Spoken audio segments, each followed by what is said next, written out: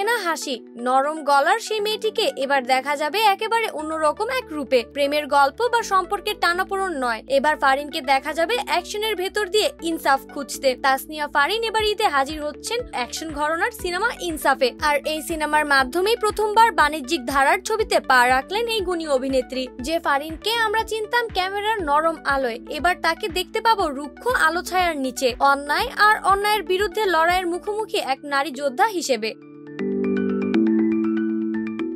সম্প্রতি গণমাধ্যমে দেওয়া এক সাক্ষাৎকারে নিজের এই রূপান্তরের কথা অকপটে শেয়ার করেছেন ফারিন। সঙ্গে ছিল সহ অভিনেতা মোশাররফ করিম ও শরীফুল রাজ। ইনসাফের টিজার ইতোমধ্যেই সোশ্যাল মিডিয়ায় ঝড় তুলেছে। গত সপ্তাহে মুক্তি পাওয়া মাত্রই তা নিয়ে চর্চা শুরু হয় দর্শক থেকে সমালোচক সব মহলে। ফারিন জানান, এই টিজার নিয়ে যা সাড়া পাচ্ছি তা অভাবনীয়। দেশের বাইরে থেকেও অনেকে লিখছেন এক্সাইটেড, পাওয়ারফুল লাগছে। আমার নিজেরও মনে হচ্ছে এমন কিছু করছি যা হয়তো মানুষের মনে থাকবে।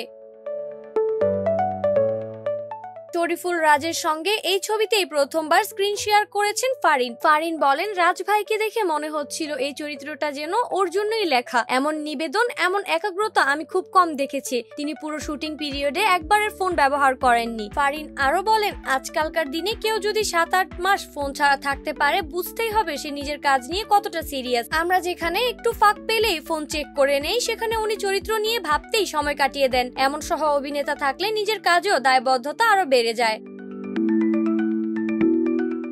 মোশাররফ করিমের সঙ্গে কাজ প্রসঙ্গে ফারিন বলেন, ওনার সঙ্গে কাজ মানেই একটা শিক্ষার জায়গা। তার প্রতিটা কথা, প্রতিটা উপদেশ আমার কাছে যেন দিক নির্দেশনার মতো। এমন বুদ্ধিদীপ্ত একজন মানুষের সঙ্গে কাজ করতে পারা, সেটাই তো প্রাপ্তি। এই সিনেমাটির কেন্দ্রে আছে একজন নারীর অন্যায়ের বিরুদ্ধে রুখে দাঁড়ানোর গল্প, একার লড়াই, একার প্রতিবাদ, যেখানে ফারিন হয়ে উঠেছেন ইনসাফের প্রতীক।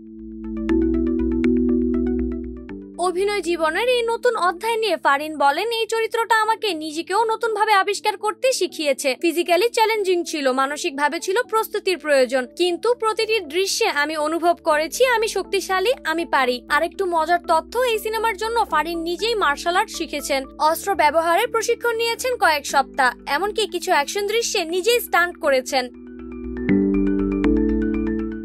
সব মিলিয়ে বলা যায়, ইনসাফ শুধু একটি সিনেমা নয়, তাসনিয়া ফারিনের জন্য এক নতুন জন্ম, এক নতুন সংজ্ঞা এবং দর্শকের কাছে এক নতুন রোমাঞ্চ।